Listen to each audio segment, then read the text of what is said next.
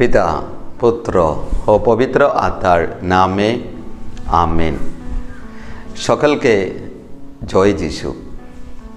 খ্রিস্টতে আমার প্রিয়জনেরা, যখন রচিত মঙ্গল সমাচার অধ্যায় 1 12 পদ,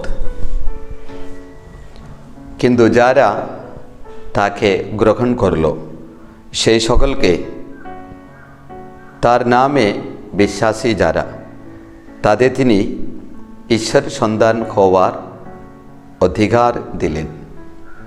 ঈশ্বরের বাণী, সে বাণী যখন আমাদের এবং আপনাদের কাছে আসেন, সে বাণীর শক্তি আছে, সে বাণীর জীবনও আছে।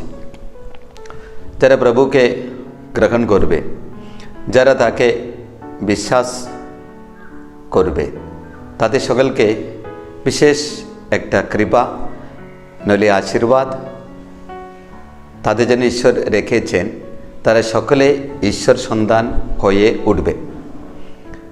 কেমনভাবে তারা ঈশ্বর সন্তান হয়ে উঠবে, কি মাধ্যমে তারা যিশুকে গ্রহণ করতে পারবে, সেগুলো আমাদের জেনে রাখতে হবে।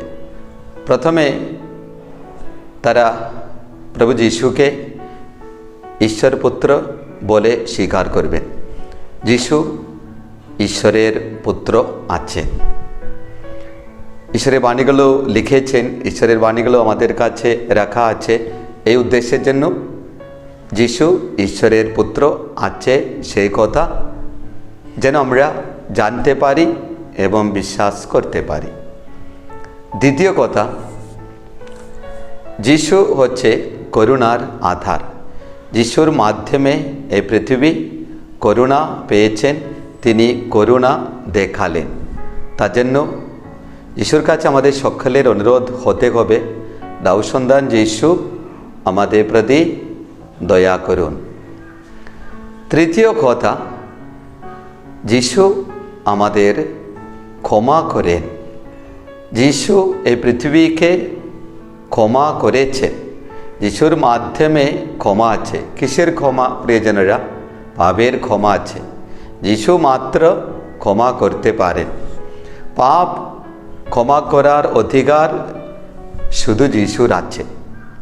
চতুর্থ কথা হচ্ছে প্রিয়জনেরা এটা, যিশু যেমন ঈশ্বরের পুত্র আছেন, তিনি ঈশ্বর আছেন।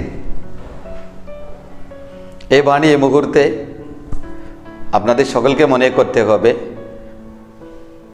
আমার প্রভু আমার ঈশ্বর।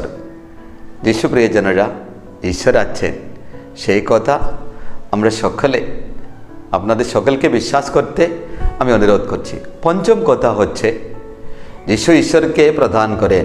যিশুর মাধ্যমে আমরা পবিত্র আত্মাকে পেয়ে থাকি।